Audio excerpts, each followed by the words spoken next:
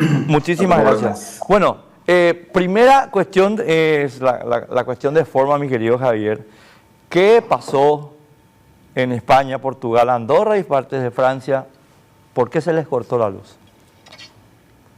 Bueno, Enrique, de acuerdo a las informaciones técnicas que están surgiendo, aún no hay un detalle técnico, un detalle de la causa que causó esta perturbación y, por supuesto, la caída total del sistema. Aunque las primeras versiones indican acerca de la fragilidad del sistema eléctrico español como consecuencia de que se han retirado las fuentes convencionales de energía y, por supuesto, sustituidas las convencionales, por energías no convencionales, llámese eólica, solar, que en España ahora están con un programa inclusive de llegar, al momento del corte estaban más del 60% con energías renovables.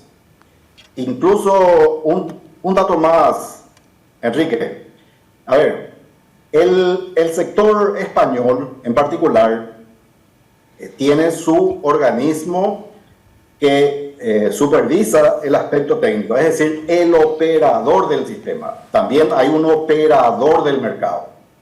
¿Okay? Estas son, de acuerdo a la ley eléctrica española, normativa regulatoria española, que carecemos, entre paréntesis, que carecemos en Paraguay. Bueno, entonces, esta normativa establece que el operador del sistema es Red Eléctrica de España. Redeia, que es su matriz, lanzó recientemente un informe en donde dice o alertaba que la fragilidad que está introduciendo, y estos son, cada uno podemos revisar, la fragilidad que está introduciendo en el sistema, la retirada de las fuentes convencionales introduce fragilidad y pérdida de inercia. Y inmediatamente el impacto indica cortes, posibles cortes o aumento de probabilidad de los cortes. Entonces, de buenas a primeras podemos decir que la causa que muchos técnicos están apuntando en España es la fragilidad, la falta de inercia como consecuencia de la introducción masiva de las fuentes renovables, digamos. Ahora, Javier, te agradezco mucho que lo hayas planteado de buenas a primeras, porque efectivamente creo que sobre lo que vos estás contando tiene que meterse 2 o 3 temas de contexto y un tema de filosofía. Tema de contexto. Esto se le avisó al actual gobierno español, por lo menos desde 2020, cuando el actual gobierno español firmó los compromisos del Pacto Verde Europeo. El Pacto Verde Europeo, esto yo sé que vos lo sabés, Javier, así que te pido disculpas, lo estoy explicando para la gente que nos está viendo. El Pacto Verde Europeo, estimado amigo,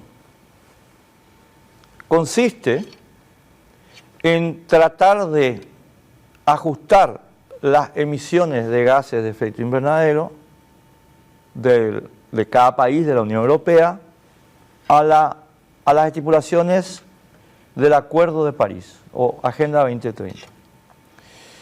Y esto llevó a los partidos verdes europeos, pero a los partidos, lo que voy yo a denominar deliberadamente los partidos globalistas europeos, porque son de izquierda, derecha, de centro.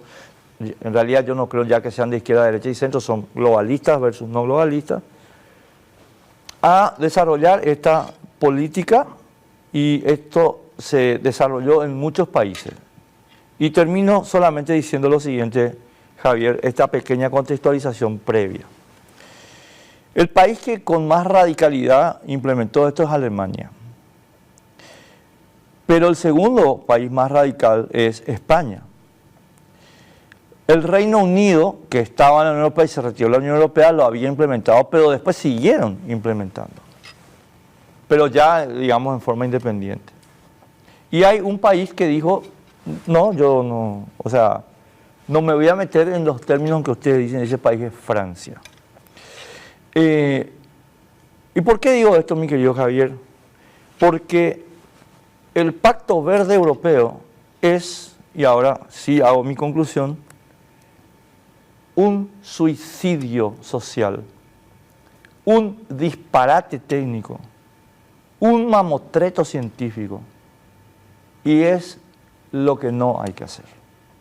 Ahora, como tuvieron el corte, a alguien le tienen que culpar, pero le van a culpar a Putin, le van a culpar a Dios, le van a culpar a cualquiera le van a culpar, pero nunca les vas a escuchar decir, nosotros tuvimos la culpa porque hicimos este disparate.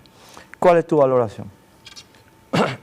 En el aspecto que mencionaste, en cuanto a Alemania, cabe mencionar que Alemania, su programa es Energy Wind, discúlpame el alemán, pero es energía libre, logró como consecuencia indeseable el aumento o la multiplicación del costo de la energía 40%. Varias veces.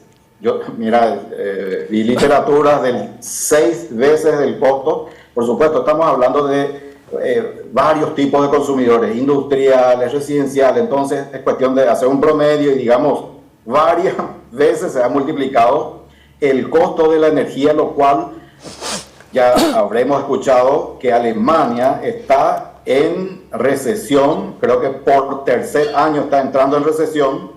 La cuestión energética no es cosa menor. Sabemos cómo fue afectado por la falta del gas ruso o, digamos, la dependencia, en este caso, y la posterior,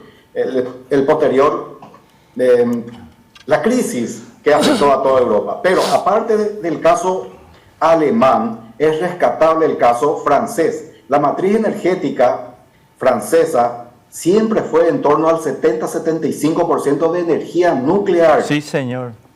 Tal es así que Francia inclusive vende energía, le vende a España a través de las líneas, si mal no recuerdo, son 4 sistemas que abastecen a España, no al revés, a España y a Portugal. Recordemos que el sistema de transmisión ibérico es como un solo país, España y Portugal, por eso ambos países cayeron, porque es un solo sistema desde el punto de vista eléctrico. ¿Quién le solía abastecer y quién apoyó fuertemente hoy al restablecimiento del sistema energético? Fue Francia, justamente. Entonces, Francia no solamente le vende a España y Portugal, le vende a Alemania, sí, le vende a Italia, a varios países. Es un exportador de electricidad, Francia, con su matriz aún intocable. Tiene una veintena de reactores nucleares. Escuchad esto, Enrique, audiencia. España, a partir del 2027 hasta el 2035, va a desmontar todos sus reactores nucleares. ¿Y cuánto es todo? Son 7 reactores nucleares. ¿Y cuánto estaban funcionando hoy, en el día del corte, o ayer, mejor dicho? Estaban funcionando 3 reactores nucleares. Estamos hablando del caso de Almaraz, el Almaraz 1, el Almaraz 2, que van a ser desmontados, los iniciales en el 2027, y termina, como dije, en el 2035 con Trillo, el último de los 7 reactores. Hay que ver ahora, yo creo que esta política energética que está sosteniendo Pedro Sánchez, el presidente del gobierno español, va a ser muy dificultosa, te diría bastante dificultosa, cuesta arriba después de que la teoría, es decir, esos avisos, esas alertas que se dieron, como mencioné, el propio operador del sistema en su informe de sostenibilidad decía sostenía riesgo alto de caídas o de cortes de energía, y está en el capítulo cambio climático. Mira, Javier, 2 cositas que me me encantaría poder conversar contigo para dar un poco más de detalle. Cuando vos mencionaste 6 veces el costo en Alemania, yo estoy hablando, claro, de lo que se estaba mencionando como promedio de costos industriales, 40%. Lo cual lleva a una situación que se está repitiendo en España, pero y en todos los países que están adoptando este disparate, que es el siguiente proceso. Y vos ya lo estuviste esbozando, pero quiero, digamos, subrayarlo. Amigas, amigos, y ustedes ya me escucharon esto acá, perdón, voy a repetirlo, pero porque ahora tenemos una evidencia tangible, que es este corte, este apagón. Cuando vos le decís a un industrial, a un empresario, papá, tenés que venir a producir acá, a mi país, pero mi costo de energía es 40% más caro que lo que era, pero también que el del vecino, Noruega, por decirte. Ese empresario simplemente se ríe de vos y se da media vuelta y se va. Y el empresario que está en el país empieza a hacer su balance y se encuentra con que perdió competitividad. Es lo que está pasando con la industria automovilística alemana en concreto. Entonces Mercedes, Audi, Volkswagen le dicen al gobierno: señor, lo lamento, nos vamos. Nos vamos a Estados Unidos, nos vamos a China. ¿Por qué? Porque ahora mismo Estados Unidos y China nunca desde luego modificó la cosa, India tampoco, tienen sobre esta cuestión sentido común, y es lo que genera la posibilidad de salir de la pobreza, es la energía barata y segura. O sea, barata porque se produce con las fuentes más asequibles, y segura porque la producción no depende de factores como el viento o el sol. Y termino con esto, Javier querido. Y en consecuencia lo que tenemos a la vista es la destrucción de Europa como potencia económica. Pero ¿esto qué significa? O sea, porque en términos geopolíticos me puede decir, mi chupan huevo que se vayan. No. Esto significa que los europeos son cada vez más pobres. Y aunque tienen todavía enorme cantidad de riqueza, yo quiero poner una cifra comparativa para que se entienda lo que significa entrar en el proceso de decadencia. En 2015, el PIB europeo y el PIB norteamericano eran equivalentes. Equivalentes. PIB Unión Europea, PIB Estados Unidos. Hoy no. Hoy Estados Unidos está muy por arriba del PIB europeo. ¿Por qué? Porque los europeos tomaban estas decisiones estúpidas, mi querido Javier, de inmolarse por una idea religiosa, que es la de que el ser humano es la causa del cambio climático. Perdón, tenía que decirlo porque, o si no, vienen todavía estos payasos de la Unión Europea acá a nuestro país a predicar que en Dayecó hay que tomar este camino suicida. Espero que este apagón le haga abrir los ojos a toda la gente que en nuestro país todavía compra el disparate de la Unión Europea. Pero permíteme, Enrique, un poquitito aterrizar acá en nuestro continente.